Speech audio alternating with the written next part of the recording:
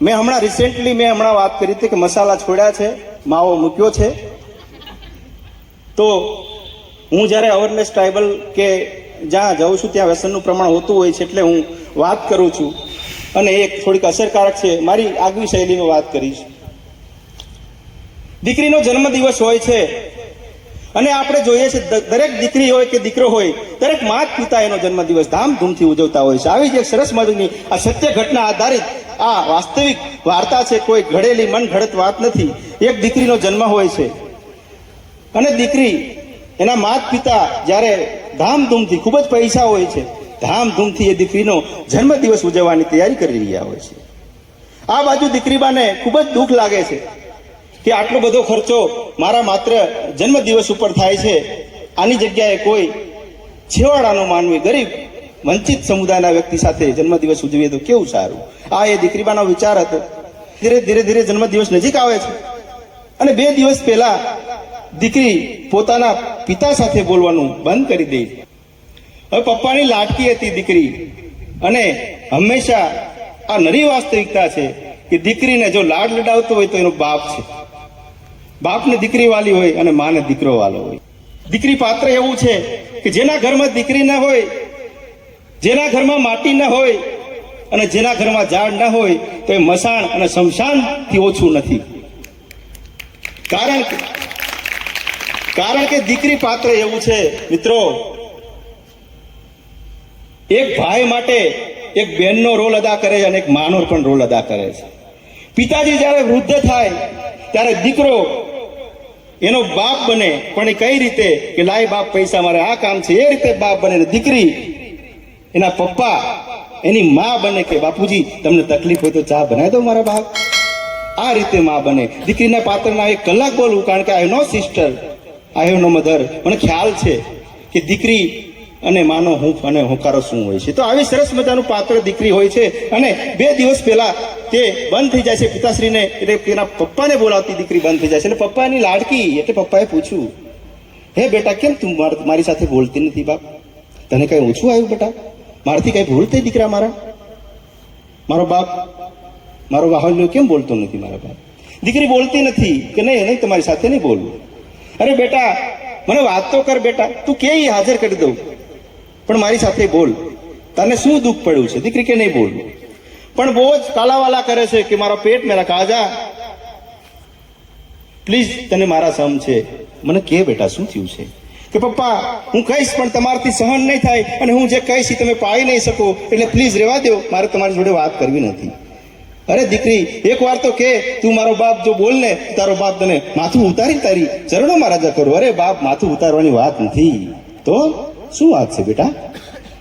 પપ્પા તમને ખ્યાલ છે રાત્રે આવો કે દિવસે હું તમારા ખોવામાં રમી કમી અને મોટી થઈ છે. આજ ઘરના આંગણામાં પાપા પગલી કરી, છપછપિયા કરી, પવન સાથે, પ્રકૃતિ સાથે વાતો કરતા કરતા કરતા કરતા ધીરે ધીરે હું આ પ્રકૃતિમાં મોટી થઈ છું. પણ મારા બાપ રાત્રે તમે આવો ને ત્યારે મને એક તકલીફ થાય છે, એ વાત કરવા માંગુ છું મારા બાપ. તમે કહો તો હું કહું તમને. હા મારા બાપ, મારા પેટ બોલતું. શું હતું?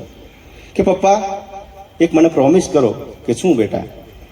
પપ્પા જ્યારે તમે સવારે તો મસ્ત થઈને જાઓ છો, મારા બાપ થઈને જાઓ છો, પણ રાત્રે મારા બાપ તમે જ્યારે ડ્રિંક કરીને આવો છો, દારૂ પીને આવો છો ને, ત્યારે સાચું કહું તમારી અંદર મને મારા બાપના દર્શન નહીં પણ રાક્ષસના દર્શન થાય છે. પ્લીઝ તમે આ દારૂ મૂકી દો તો આથી મોટો મારો કોઈ જન્મદિવસ નહીં હોય બાપ.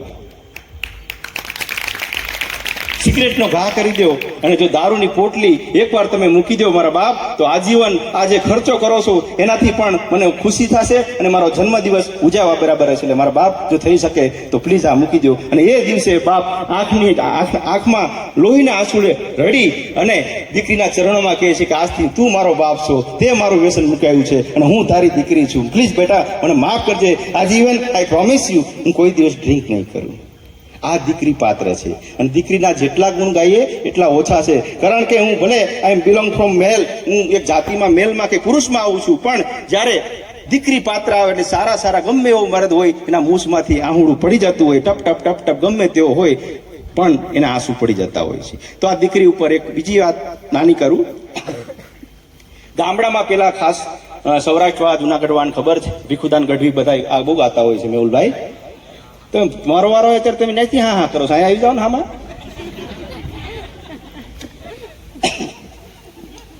તો પેલા વેલડામાં જાન આવતી, અત્યારની જેમ પોતપોતાની ગાડીઓ લઈને પોગી જતા નહીં. ડ્રાઈવર દિલવાઓ, પછી ભલે હોય વિલવાઓ, બરાબર, આ બધું પહોંચી જાય. તો પેલા વાટ જોવાતી 2-3 દિવસ રાહ જોવાતી, જાન આવતી, અને પછી જાન ના આવે એટલે પિતા છે ને ગીતમાં પોતાની વ્યથા રજૂ કરતા હોય. કેવી વ્યથા રજૂ કરતા હોય કે સાંજ રે એ પડીને મારી ઝાલર વાગી. દીકરીનો બાપ કહે છે સાંજ પડી છે, ઝાલર વાગી છે, તેમ છતાં મારી લાડકડીની જાન કેમ નહીં આવી હોય. એટલા માટે કહે છે કે સાંજ રે એ પડીને મારી ઝાલર વાગી, મારી લાડકડીના વર વેલા રે. દીકરીના વરને કહે છે સાંજ પડી છે, તમે મારા બાપ વેલા આવજો. સામેથી પાછા ગીતમાં જવાબ આવે, પેલા ફટાણા બોલતા, ધબધબાટી બોલતી. અત્યારની જેમ નહીં, માંડવામાં ફરકવાનો દે ને એકાબીજા કાતરું મારતા ભેગો થાય નામ કરી નાખું, એવું નહીં. પેલા એકાબીજાની રિસ્પેક્ટ, મોસા મામેરું આ થતું. તો સામે જવાબ આવે શા માટે જાન મોડી આવી છે. કેવરના એ બાબાને એવો સાફો રેનો તો,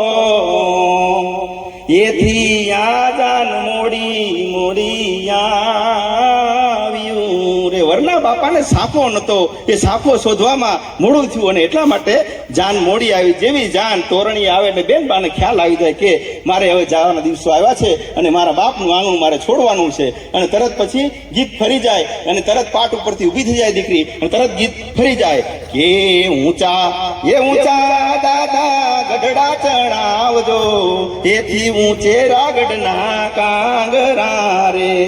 ઊંચા ગઢડા ચડાવજો. અત્યારે ગઢડા ન હોય 10x10 નો રૂમ હોય, આમ જાય તો ભટકાય, આમ જાય તો ભટકાય, હું ગઢડો ચડાવો એમાં. તો આ આખી વેદનાની વાત છે, દીકરીની વાત છે. અત્યારે તો હામી પાછી આવતી કે મેરા સાજન આયા હે એમ કઈ ઉતારે શૂટિંગમાં. હજી તો એ સાજન આવ્યા હોય, પેલા તો ઇન્સ્ટામાં પહોંચી ગયા હોય સાજન. હા, એટલે આ પરિસ્થિતિ છે સાજનની અને સજનીની.